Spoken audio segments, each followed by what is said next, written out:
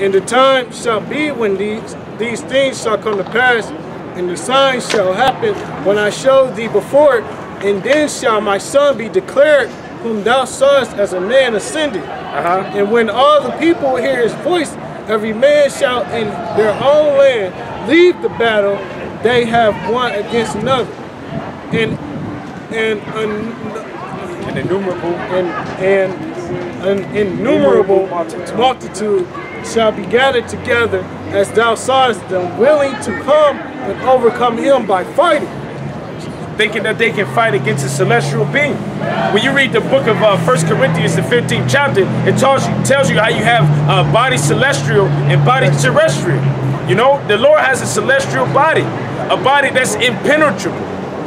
What could Heliodorus do against the angel that was kicking his ass? He couldn't do nothing. He couldn't fight back. Even if he was a strong man. But I'm pretty sure Heliodorus was a little bitch. But even if he was a so-called warrior, he still would have been getting hemmed up. Well, hey, he might have had some Heliodorus. He could have been a so-called mighty man, because he was collecting taxes for my man's the king Antiochus. But it shows that even if he was, the Lord whooped your ass, man. It was 3 of them. It was 3 angels. You gonna hit one and kick the other one and push it? Even if it was just one. Yeah. He could have just, hey, the angel touched Jacob, and he just hit, when they was wrestling, he just hit back. I think he touched his hollowed his thigh. The water. So he had a limp for the rest of his life. Yep, the Lord got power that you motherfuckers ain't ready for. Can you grab First Chronicles 21:1? We gonna need that. Hold on to this still? Yeah, hold on to that, because we gotta finish that too. But I just want to show you. You say sorry, and then you start whistling again behind me. We record. I just want to show you the power of an angel. You know, because you can't fight against an angel, and this right here is gonna show you that an angel will fuck you up, man. First Chronicles 21. First. Yep, 21:1. You can't fight against the angel of the Lord, man. Let alone how you think you're gonna fight against his son. Do you know that the son of the living power, the power of heaven, is going kill a lot of people? All you know is Jack Daniels. Go ahead, Aki. First Chronicles 20. Yeah, and that's the spirit, you know, because they drunk that wine. You know, you're gonna drink the wine without mixture, man. Go ahead, that the Lord's gonna pour out upon America. Go ahead. First Chronicles 21:1. And Satan stood up against Israel. Because Israel was being wicked. Hey, when you read the other scripture, it says that the children of Israel sinned against the Lord. So the Most High caused David to number the children of Israel. That's how cold the Lord is, man. You know, and the Lord is good and evil. You know, the children of Israel was being wicked as hell. So the Lord caused David to number Israel, which numbering Israel is a sin, man. So that the Lord can bring judgment upon the wicked ass Israelites. So that census they do every 10 years is a big ass sin. And then what's the market? And that's the reason why they're doing it. Yeah, the market. You know, because they're trying to find out where all Israel there are around the world. You know, you're trying to number the people of the Lord, because really they want to get rid of the people of the Lord. Go ahead. But this is to show you that you can't fight against an angel, man. Angel is out cold. Go ahead. And Satan stood up against Israel and provoked David to number Israel.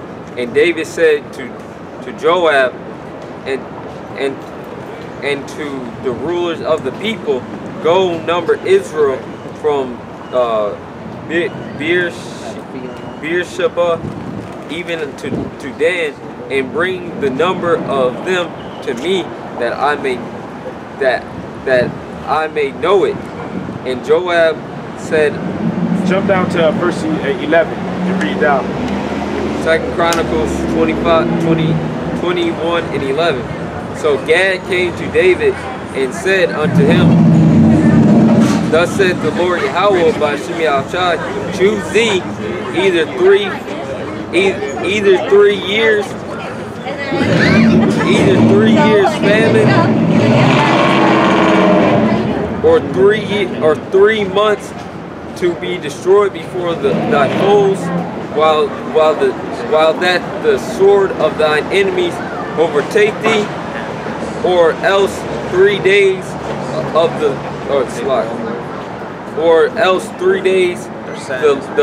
the sword of the Lord Yahawah by Hashem Yahawshi, even the pestilence in the land, and the angel of the Lord Yahawah by Hashem Yahawshi destroying throughout all the coasts.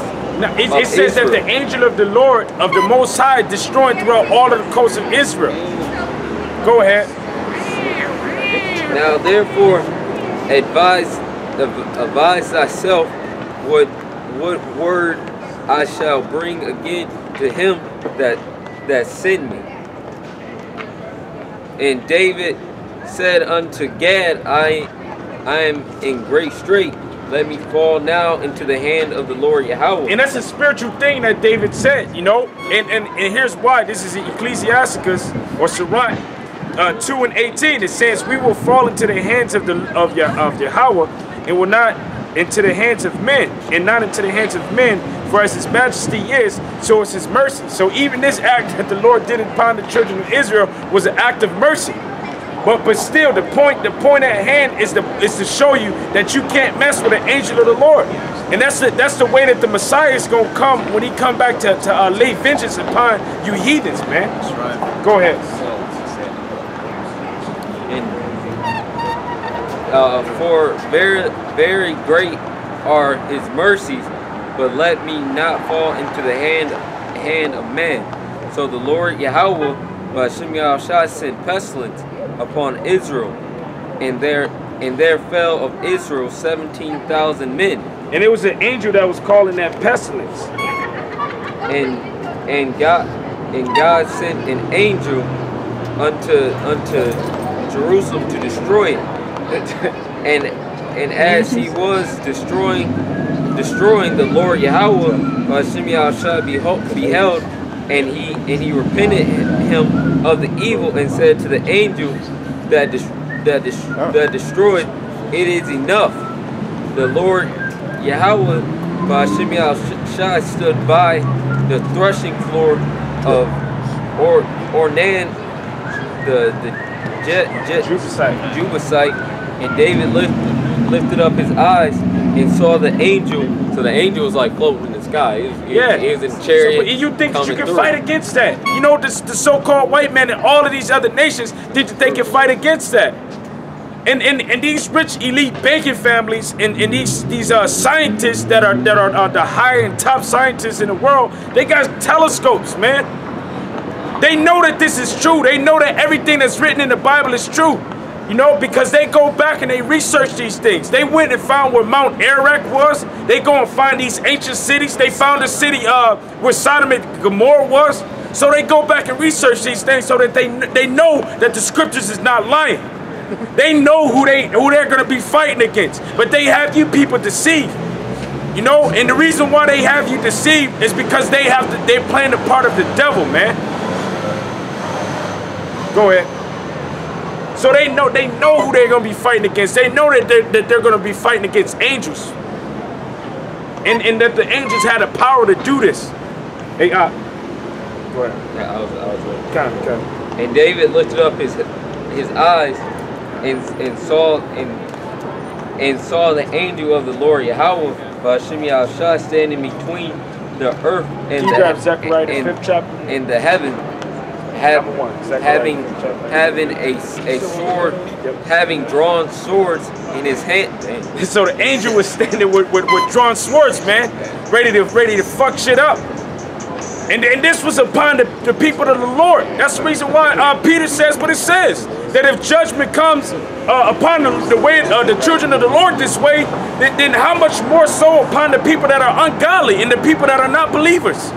So how much more so you think that the Most High is going to bring judgment upon the heathens that came up against his people, man, to fight against them? Stretched out over Jerusalem, then David and the elders of Israel who were clothed in sackcloth fell upon their faces. Does it tell you how many people died? It said 70,000. 70,000 people, man, and that wasn't even that long. That was a short period of time. Go ahead and grab that in Zechariah. I keep seeing these Zechariah. Because and that's a spiritual thing that you're seeing them. Because the Lord said He's going to raise up His holy prophets during the end time. For the last couple of weeks, I've been seeing these shirts popping up. Shirts? Everywhere. Oh, them purple? Dashiki looking shirt. Oh yeah. Oh, that's a fad. That's a fad, but this is real, baby. That's what I'm telling her. I'm like, this is real. It's real. What they're wearing, they're just wearing it for a fashion. That's right. This is Zechariah chapter 5. What do you want me to say? Yeah, 5 and 1. Because this is what the Lord's coming back in. This is what Yahawshi is coming back in. He's coming back in the chariot. That's the reason why the scripture said, "I will not beat thee as a man." You know, you can't do nothing against what's known as an IFO or UFO. When you see them, if they're even able to be seen on a camera, that's because they allowed themselves to be seen, man. They're out there right now and you can't even see them. We're standing here in the brother sword chariot, man. This is 1 minute, bro. Go ahead. This is Zechariah chapter 5, verse 1. Then I turned and lifted up my eyes and looked, and behold, a flying robe. And he said unto me, What seest thou? And I answered, I see a flying robe. The length thereof is 20 cubits. That's basically it. The flying roll is a UFO. Now can you grab that? Yeah. Habakkuk chapter 3, starting from verse 4. And his brightness was as the light. He had horns coming out of his hand, and there was the hiding of his power. And there was the hiding of his power. So when the Lord comes back to fight against these nations, that's what He's going to fight with. He's going to fight with UFOs. He's going to fight with laser beams, which is concentrated energy. You know, which is beams of light. The same way that He did, Salakia, the same way that they portray it in that movie, War of the Worlds.